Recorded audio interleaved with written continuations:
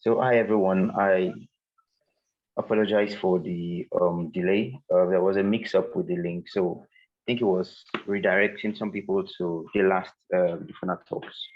But I've tried to correct that now, so I think we're good to go. I hope you can hear me. Yes, loud and clear. Oh, all right, fantastic. Okay, so good afternoon, evening, morning, night to you from wherever it is you are joining us from. It's a beautiful pleasure to have you all here today again. And like you know, like our past Ifuna talks has been, today's talk promises to be interesting and a whole other learning experience. And for that purpose, we have Afolakemi here with us to help us dive deep into this particular topic. So, I wouldn't like to take too much of our time. This is 4:07 already. So, I would be inviting Afolakemi to kick it off. Hello, Afolakemi. Good afternoon. Hi, Tolu. Thank you for joining us. Good afternoon. Thank you. Hi, everyone. Well, Tolu already introduced me as Afolakemi, but I think some of you might know the name. I was like one of the program managers at Dufuna up until mid last year before I moved on to other opportunities. So it's great to see some names here that I'm familiar with. So I'll just go straight into the topic, talking about product strategy, more of like an introduction to product strategy. And really it's towards product strategy. And I just feel it makes more sense if we're able to at least dissect what strategy is, and that way it would help us transition into the product strategy that we're trying to look at. So the first is, what is strategy? Does anyone want to try? Because I want it to be interactive. I'm not a lecturer. We're all learning together. So would anyone just want to talk about strategy or what they think strategy is? It doesn't have to be a long sentence. It could be something very short. Would anyone want to give it a try? Feel free to unmute yourself if you would like to. Hello, I want to. Yes, please, Victor. Thank you. The strategy is like a way to organize a program, or like to plan. If you have a project, you plan it like you do this one first, you do the next one, you do the next one. Yeah. So Great. that is the summary. Thanks for that, Victor. You are right on the spot. So strategy is a plan of action designed to achieve a long-term or overall aim. So really it's a unique method. How do you want to create value in the long run? So that is what strategy is in a short form. So you want to do something. How do you go about it? What actions do you need to take to go about that? So that is what strategy is. So it's the same as just a set of goals or plans, right? If you were to say it's the same as just a set of goals or plans, do you think that is right? Anyone? Okay. Well, if you think it's just a set of goals or plans, then that's actually not right, because strategy is not just a set of goals or plans. It is something continuous. It's an active process. It's something that it's supposed to manifest everything you're doing, your actions, daily activities that you're going about. That is what strategy really is all about. So strategy really should express the value you want to create. Who are you creating this value for? This value that you're creating, will it be sustainable? And even if it's sustainable, is it over a time, or is it just for a long period of time, or within 6 months, within 1 year, within 12 months? And also in your strategy, you want something that is unique. You want some unique elements to it, irrespective of whatever it is that you're doing or working on. So now bringing this explanation of strategy into product. So what is product strategy? So when it comes to product strategy, I like looking at it as a foundation. So for example, well, this foundation image that is here, I'm not sure if it is a strip foundation or a raft foundation, or if it's both, but it's a foundation. So let's imagine you want to construct a building. Now, you want to construct a building, but what type of building do you want to construct? In which location do you want to construct this building? The location, is it in a sandy location? Is it a waterlogged location? How many story buildings do you want to have? How many rooms do you want to have? So that is how I like to look at strategy, as I like to look at it as the foundation, that is product strategy, as the foundation of what is linking the user's needs to a team's goal or a company's goal. So this is the goals that we want to achieve. How are we going to achieve it? How do I link this to what the users are going to be using? So that is how I like to see product strategy as. It's a process that defines what you want to achieve prior to development. So I have this idea, I want to build this product, but you can't just take your laptop and just start coding like that as a product manager, as a product team. You have to look at the strategy behind that, lay the foundations behind that. So for example, let's say you want to build a learning app for children. Okay, we have Dufuna, but let's say you want to build a learning app for children. Okay, that's the big picture you have. The picture is, I want to build a learning app for children. So once you've been able to figure out what you want to create, when you want to create it, who exactly are you creating this for? How will I be able to create this? What do I need to create this? And how it actually fits into the wider ecosystem. Now, this is where product strategy actually comes in place, because all these questions that I've posed to you guys is where the strategy is coming into place. So in product strategy, there are different ways in going about it, but then I'll give it like 3 themes. And under these 3 themes, there can be different components or elements under it. So the first thing is the vision, because you cannot strategize what you don't know you want to go about. So what is the vision for your idea or for the product? You need to describe the long-term vision of the product that you want to build. Once you've been able to define the mission, you come with your mission statement, because we all know vision should actually answer the question of why. Why do you want to do this? So once you're able to describe that and have your vision statement, your goals. So what are the goals? Okay, now you found out why I want to do it. So what goals do you want to achieve? What are your goals and your objectives? And just like how we have the strategic high level SMART goals. So the goals that you're trying to achieve, your goals and objectives, is it specific? Can you measure these things that you would like to achieve? And even if you can measure it, is it something that is attainable? How long do you think it will take for you to be able to attain this? The goal that you're trying to achieve, or the goals and objectives you're trying to achieve, is it relevant? Is it relevant in the field? Let's say the field where you want to build a product is in the gaming field. Is it relevant there? Things like that. And also the goals that you're trying to achieve, is it time bound out as well? Because if you keep putting together your goals without putting a time box to it, you can keep on saying the same thing for years and years. And the thing with time is, you don't know when time is going. You think you still have 3 months, you don't know when 3 months will turn to 6 years, and you have still not been able to achieve the goals that you have set. Why? Because you did not put a time stamp to it. And then the other thing is initiatives. So what do I have to do to achieve these goals?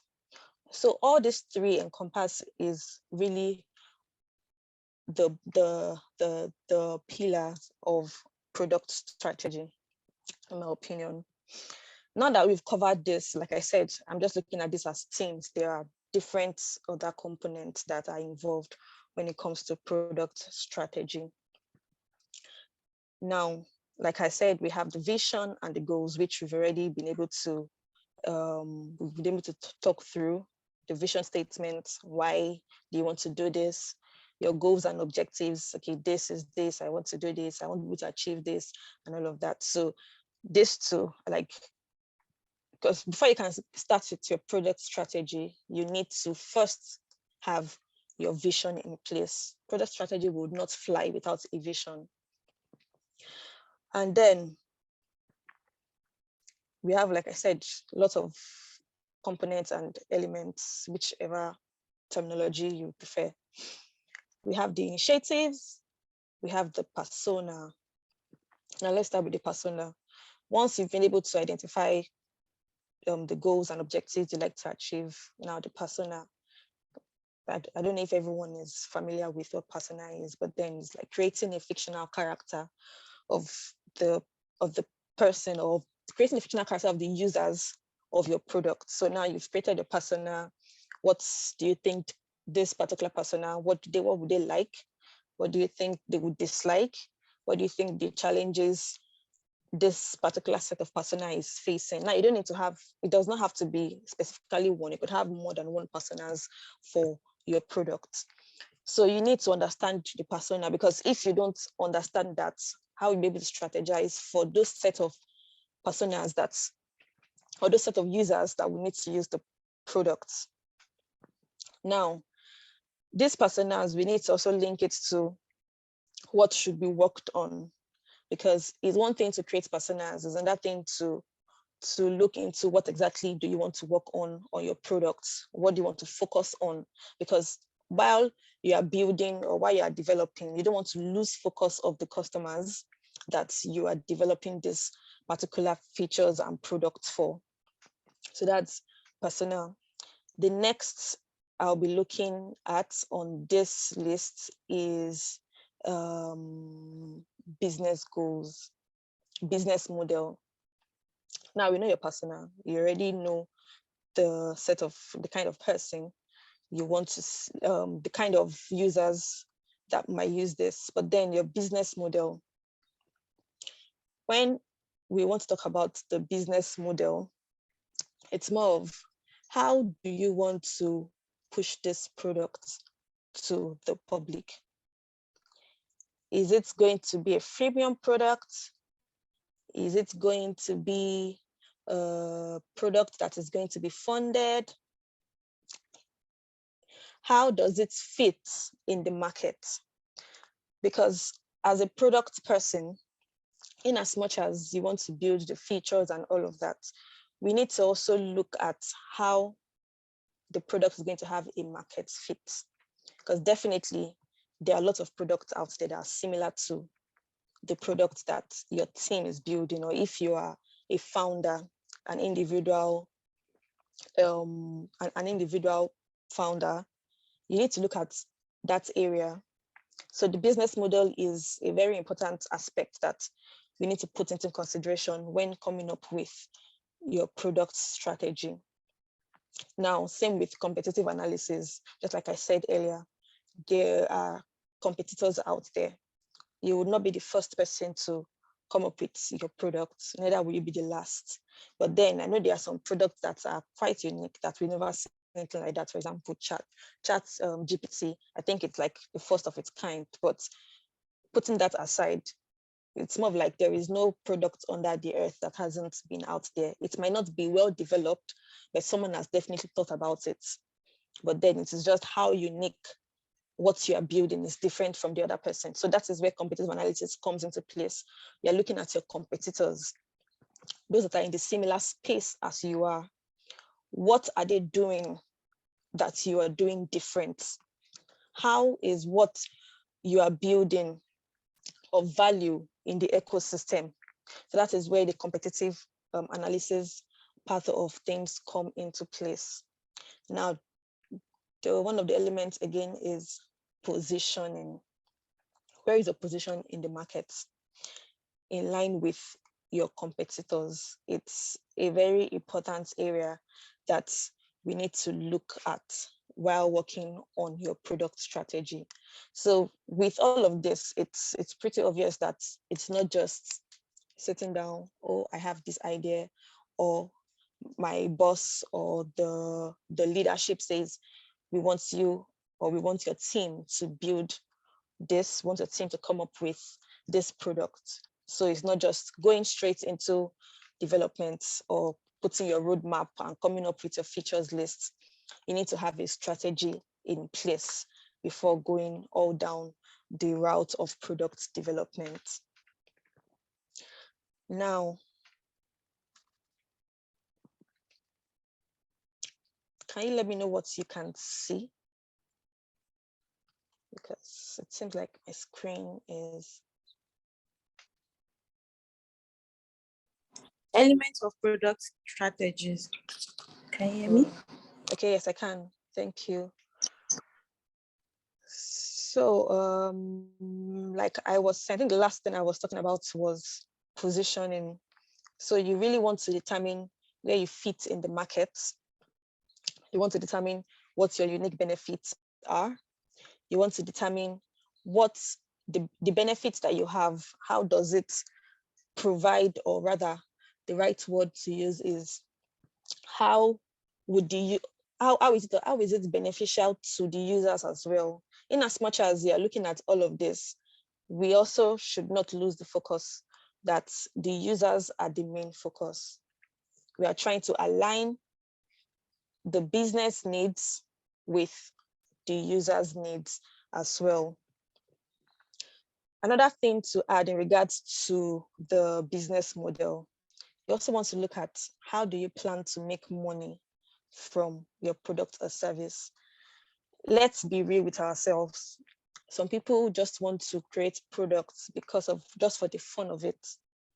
Some people want to create products because they want to earn from it. So you need to look at all of those areas. How am I going to make money from this product? Do I want to make money from fundings?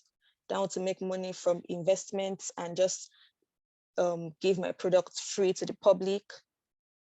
Do I want to focus on just the high-paying users and neglect the users that cannot afford your product? All of those things really need to be put in place when it comes to the business model. Another thing I forgot to add in regards to the competitive analysis is you also want to know what is your selling point. For example, we have MTN in Nigeria. Well, because I know in Dufuna we have students from other parts of Africa, but I'm just using Nigeria as an example because I'm from Nigeria and I'm more conversant with it. So we have mobile networks. We have Airtel, MTN, Glo. They're all offering the same service. At least 90% of what they're offering is the same. But then what makes MTN unique from Glo? What makes Glo unique from Etisalat? What makes Etisalat unique from Airtel? So when it comes to your competitive analysis, you want to know what would make you stand out from your competitors, because you don't want to fall short when it comes to comparison to the other products that are in the market. So all of this is not something that you rush in a day or in a week, because it takes researching and ensuring that you are in the right place. But then it doesn't have to be 100% perfect. Your product strategy doesn't have to be 100% perfect, but at least you need to consider all of these elements when coming up with the strategy for your products, be it a new product, be it an existing product. It's possible that maybe as a product manager, you joined a startup or a new company and everyone, they're all agile. Oh, let's build this, let's build that. And they've already started the development phase and there was no product strategy in place. That should not deter you as a product leader to come up with the strategy. But then you can't come up with that alone. You need input from the other stakeholders when coming up with your product strategy. So yes, it's not just for a new product. It's both new and existing product that you need to have a strategy in place on how you want that product to be in the market. So those are like the major elements that we need to consider when it comes to strategizing for your products. So now I said earlier, like in the previous slides, we were talking about product strategy, and it's been like a foundation. And I made an example of if you want to create a learning app. So let's just like have a sample here, looking at it together. You want to create a learning app for children. Why do you want to create a learning app for children? What is your reason behind wanting to create a learning app for children? So now you need to come up with your vision, or it could be your vision statement. Now, your vision for wanting to create a learning app for kids could be because, oh, this is my mission statement. I want to make learning accessible to children of primary age, wherever they are. Now you are specific. The idea was there. You want to create a learning app for children. Now your vision is now specific. You've written it down. It's because you want to make learning accessible to children of primary age, wherever they are. Now that your vision is there, you can see your vision. The next is, okay, what are your goals? What would you like to get out of this? Now, like I said, this is a sample. It's not concrete in stone. It's just top of my head. It's not anything serious. We're just trying to incorporate what we have said previously into a sample. So the goals could be, oh, I want to increase, the goals for your product is, I want to increase the number of users in Nigeria by 20% in the next quarter. Now, remembering what we talked about, SMART goals and objective, it has to be specific, it needs to be time bound, it should be measurable. Now, this first example is, it has almost everything. You want to increase number of users where in Nigeria, by how many percent? You want by 20%. When do you want that to happen? In the next quarter. That is one goal. Another goal that you probably have for the products, you could have for the product is, oh, I want to introduce this app to 10 local government schools within Surulere local governments in the next 6 months. That is also a goal. Another goal could even be, oh, I want to add the 3 main languages in Nigeria to the app within the next 12 months. So we know, okay, in Nigeria, English is the main language, but then we have a lot of ethnic groups, but we have 3 major ethnic groups. So, okay, the goal for this product is, one of the goals for this product is to be able to add more languages to it so that it will be accessible to children at different locations in Nigeria, irrespective of where they are. Now we are going back to what we said. And the reason why that last goal is there is because of the vision we have. The vision is we want it to be accessible to children of primary age, wherever they are. So we don't want location to be a barrier. We don't even want language to be a barrier for them. So these are like some goals for wanting to create a learning app, especially for children of school age. Now we've been able to finalize, okay, this is the vision statement we have for this product. These are the goals we would like to achieve for this product for now. The goals, your goals, you could have 10 goals, you could have 3 goals, you could have 1 goal, but then that is the goal. It's not when you have your objectives that you now break them down into more actionable points, and you can go on and on with that. So now that we have this, then you come up with the objective. What are the measurable outcomes that you want to get out of your goals? Now, based off the elements that we spoke about, you now need to ask yourself a lot of questions.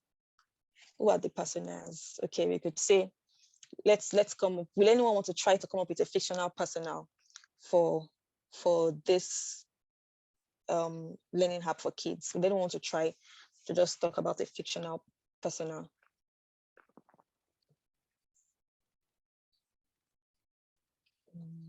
Anyone? Is Faith talking? I think someone unmuted.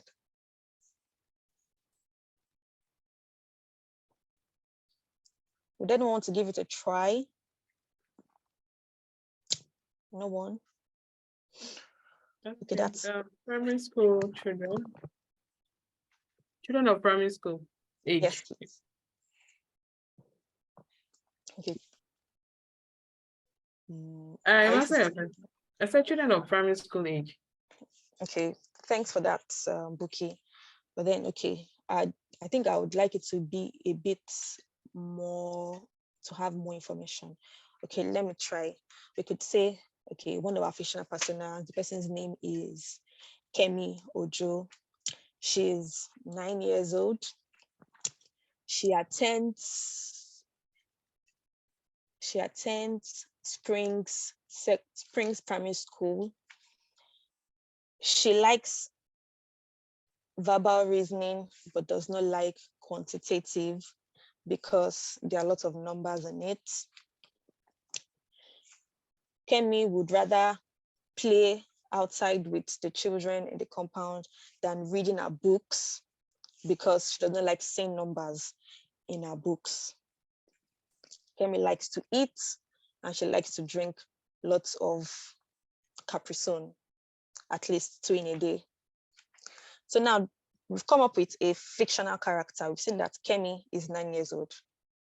We've seen that Kemi likes verbal reasoning. She does not like quantitative reasoning because quantitative reasoning has maths, has numbers. She gets scared when she sees numbers. She doesn't like it. Kemi does not want to even open a book to read. She doesn't like looking at books or anything. She'd rather play. Now, let's say this is one persona that we're trying to build a product for.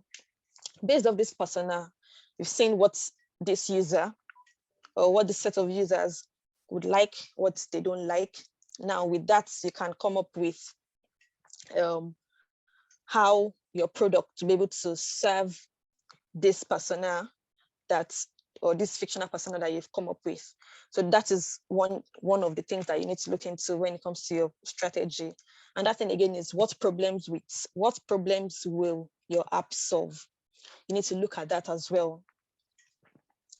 How will it differentiate itself in the market is also one thing that you need to look at as well. What is going to make it unique?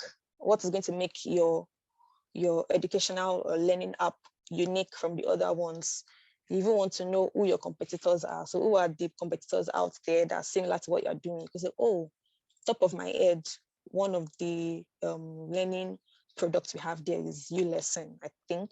I think ULesson is I'm not sure if for children, but I know ULesson, you can say that is one of your competitors. So you might want to look at them more. Okay, what are they doing better? Or what are they doing better? Or what do I think they're not doing so good that I could incorporate into my products?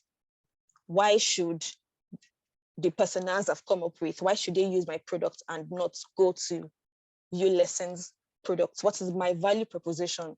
All of those things are things that as a product person or as a product team, you need to look at.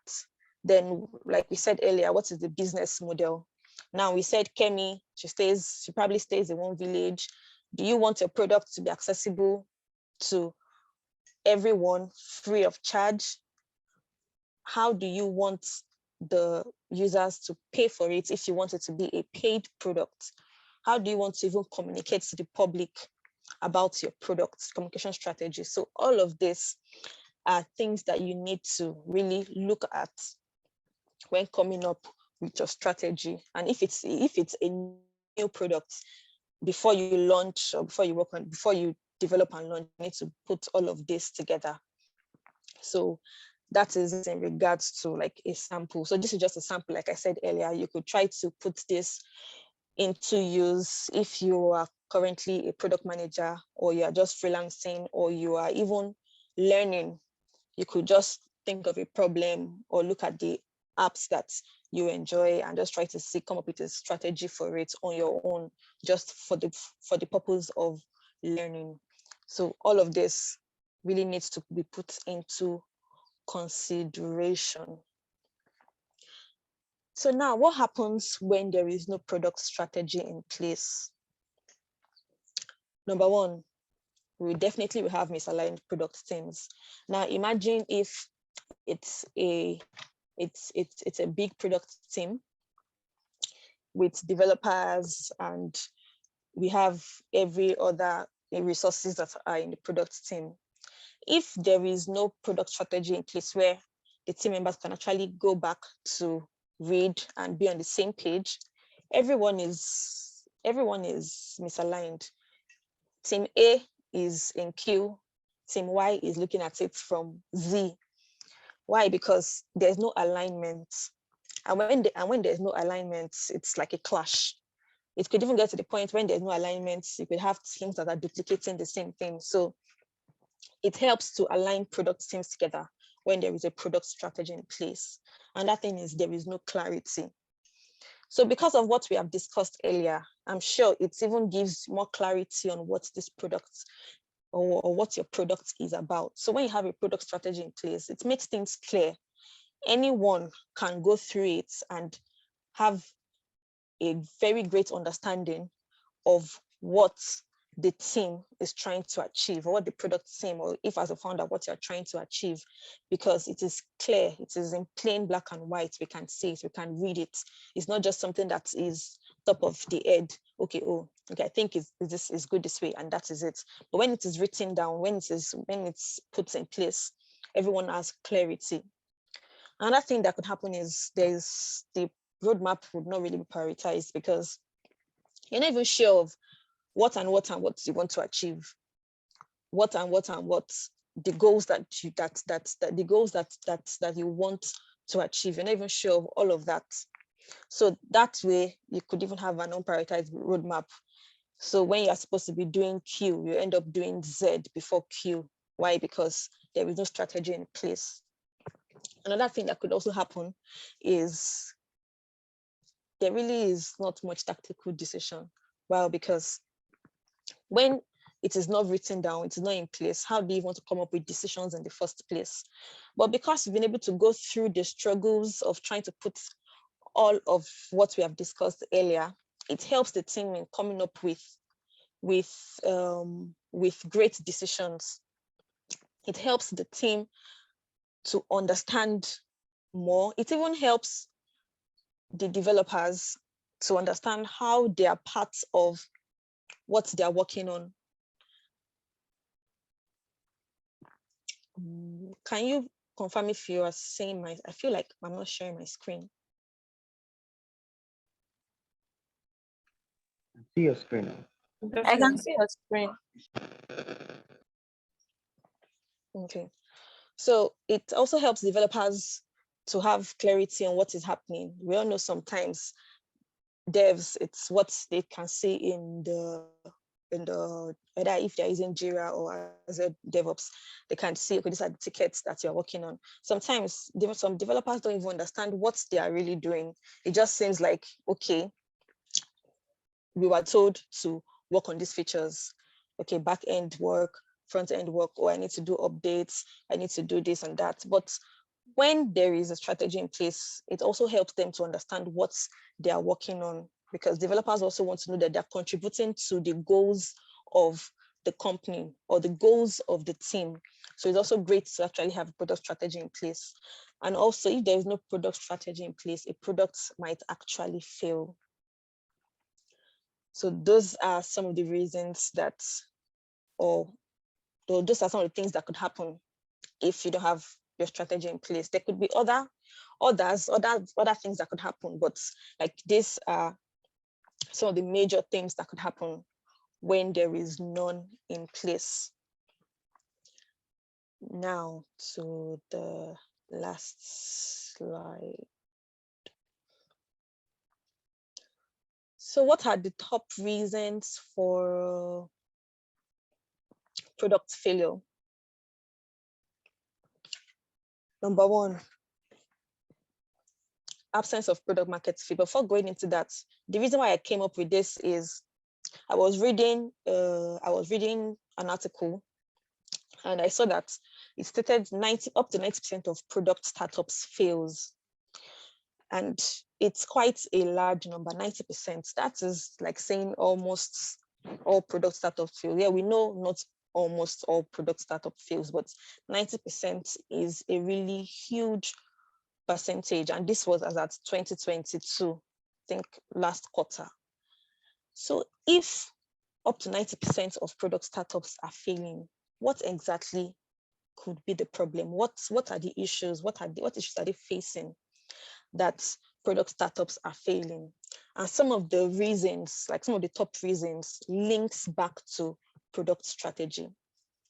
First one is absence of product market fit. Now, if the team or the product team has carried out competitive analysis to see how they fit into the market, their positioning, it would help them, or it will help startups not to have failed products.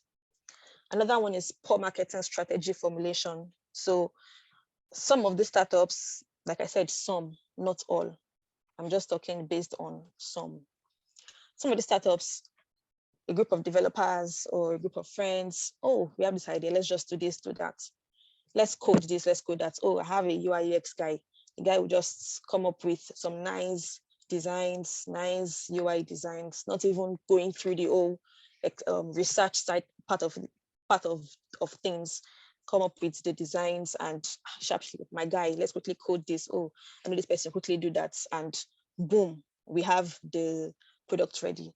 There was probably poor marketing strategy on how to go about this product being in the market.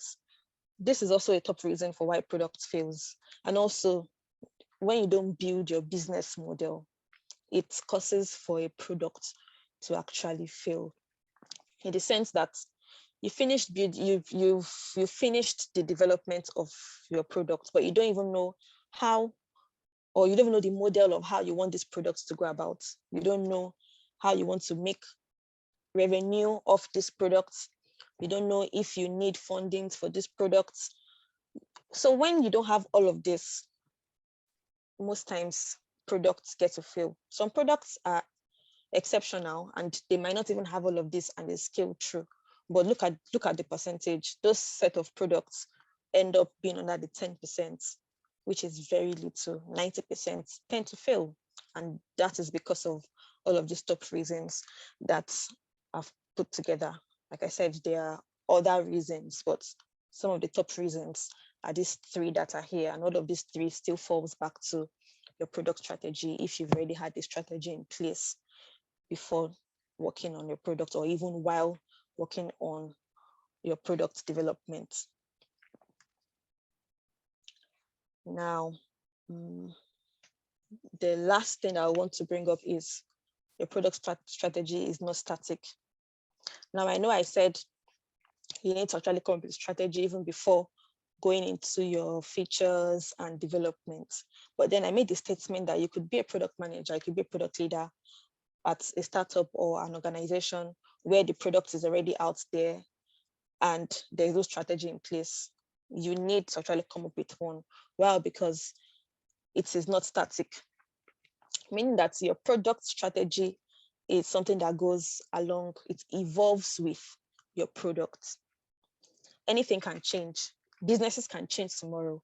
Something new could come up, a new marketing strategy could come up in the nearest future. So it's not that because I've already come up with this strategy, I need to stick and abide to it as it is. No, things change, products change. Sometimes your goal, your objectives change. Sometimes you have new goals.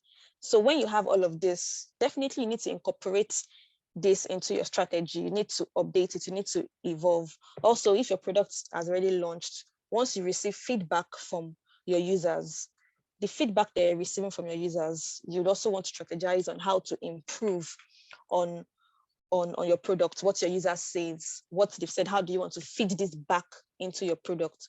So yes, product strategy is not static. It always evolves, it changes over time. And like we said earlier in the beginning, that strategy is, it's for a long term.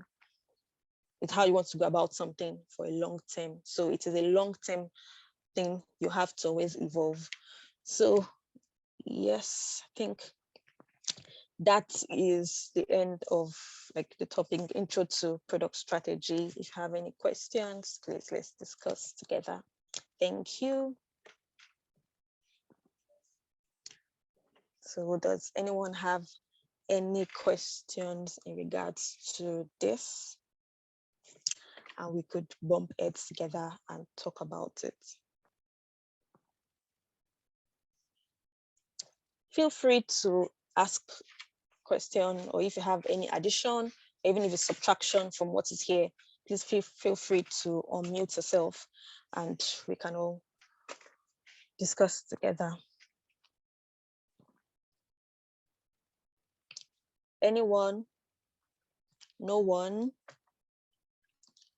Should I assume that we are all on the same page in regards to product strategy? Another thing I wanted to bring up is this. So different organizations come up with different ways of putting together their strategy. So there is no one way to coming up with a product strategy. There is no one template. You could see templates online. It could be a document. It could be a presentation. But the main thing is those elements that we discussed. Provided you're able to cover all of that, irrespective of how you decide to put together or arrange your product strategy is fine. The main thing is to ensure that what we had discussed earlier needs to be put into consideration, if irrespective of making the template fancy or not. So that's the last note I wanted to say. Sorry, please. I have a question. Yes, please. Okay, so how do you handle the fact that maybe a client asks for a future that is specific to that client or to a particular set of users and is not general on a particular product? How do you handle that kind of thing? Okay.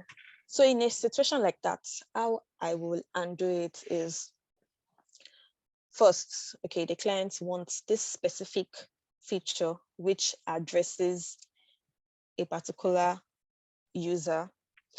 I'll make the client understand the pros and cons to it.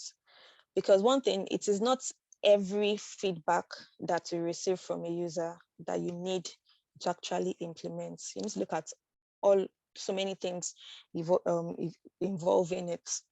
If we had these particular features, what use is it to us? Is it tied to any OKRs? Is it tied to bringing in revenue? Is it tied to improvement of the app? How many people would benefit from using this?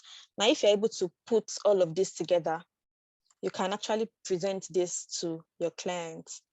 We all know that a client can say, oh, I want this. They might not even know the repercussion of having that feature on the product.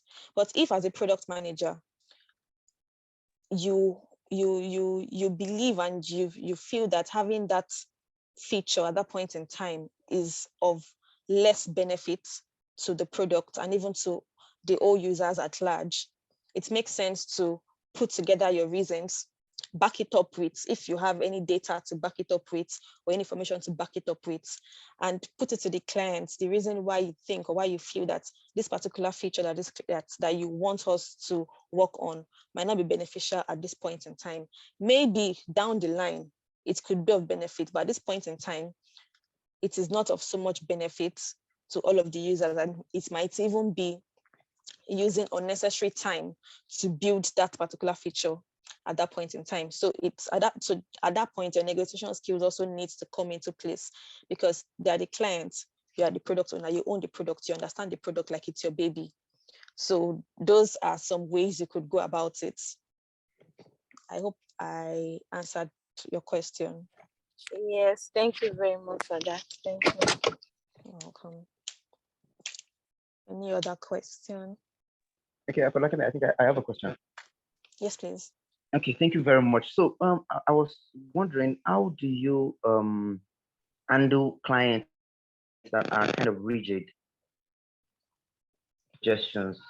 Say, for example, you'll find that there are issues with their ideas, as it were, and you try to present in the best possible way what you feel will be a better way to go in that sense, and they still remain kind of adamant. Do you just fold your hands and just, you know what, I will do this your way? Or how do you come in? That's my question. Okay, thanks for that. Stakeholder management is one of, I won't want to call it an issue, but it's still an issue with product managers, because like you said, we have clients that can be very rigid and, well, I'm going to use the word stubborn. And even when you've put everything to their face, oh, this is it, if we go this way, it would not really end well.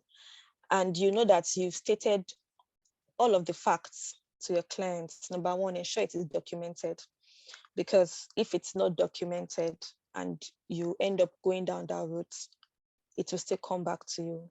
So ensure whatever it is that you've put to your client, the discussions, the reasons why you shouldn't do this, why you should do that, ensure it is well documented.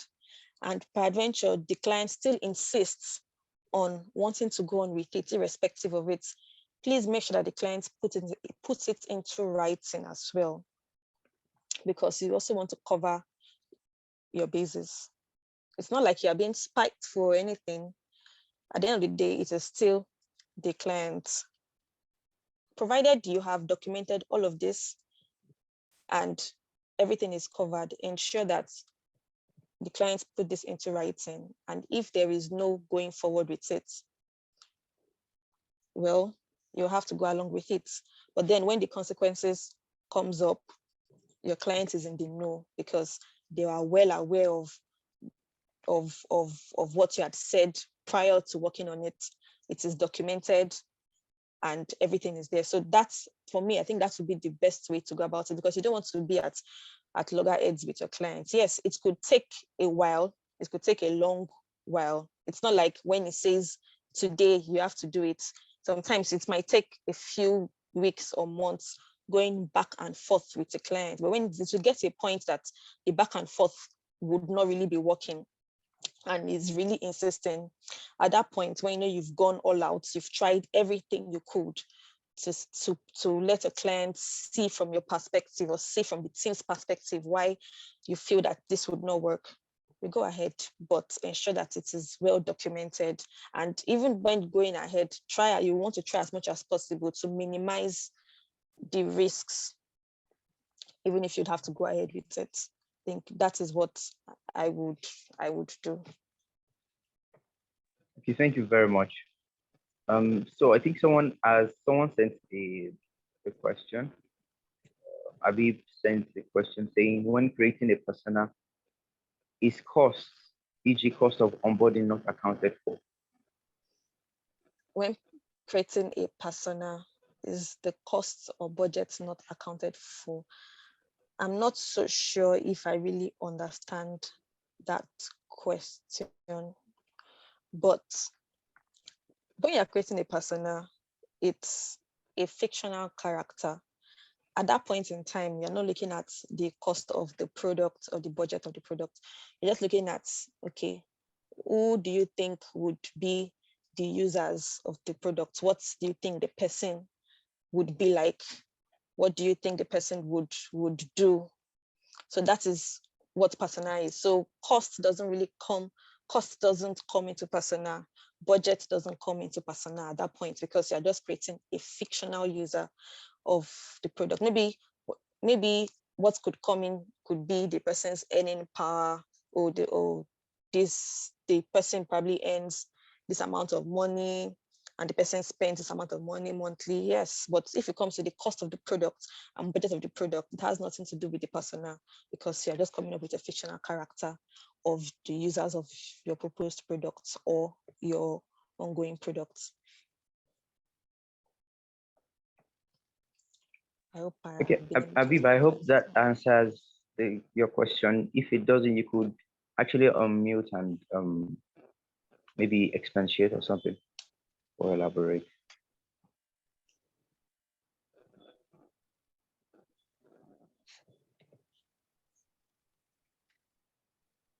Okay, I think we're just going to assume that.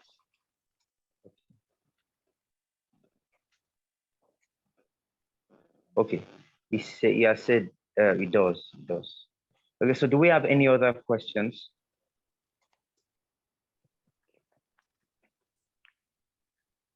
Any more questions?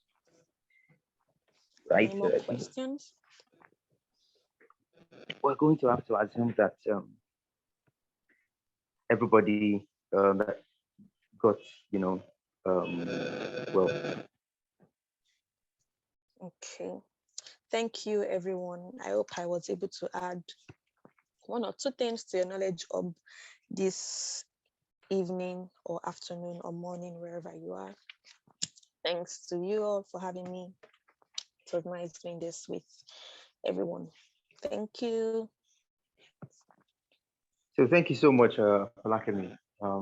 It's a real pleasure to have you and walk us through introduction to product strategy. I'm very certain that we've all learned, or one or two things, or like you said, added to our knowledge. Thank you so much. Um, we are sure that when we invite you again, you'll come. Definitely. Thank you very much, Tolu. Thanks, everyone. All right, everyone. Thank you so much for joining in today. So, like we always say, engagement is key, to learning, especially within the Dufuna community. Engage with our programs, engage with all the different activities that we typically have during the week. The coding check-in sessions, the PM design check-in sessions, the hackathon, designathon, and the phone talk. Um, so I'll be reaching out to us after the meeting, sending. So we now have a feedback form. It's a way for us to help us improve on our Dufuna talk sessions. So please help us fill the feedback forms and leave us a remark. Let's know what you want us to improve on. Let's know how we can do better basically. And also next week should be sending out a program's feedback form too, as a way to get your feedback as to how the program has been for you so far. Where you are having issues and where you feel like we can improve. That's basically it. Thank you so much for joining today. We will see you again same time next week. Have a wonderful weekend ahead. Bye, everybody.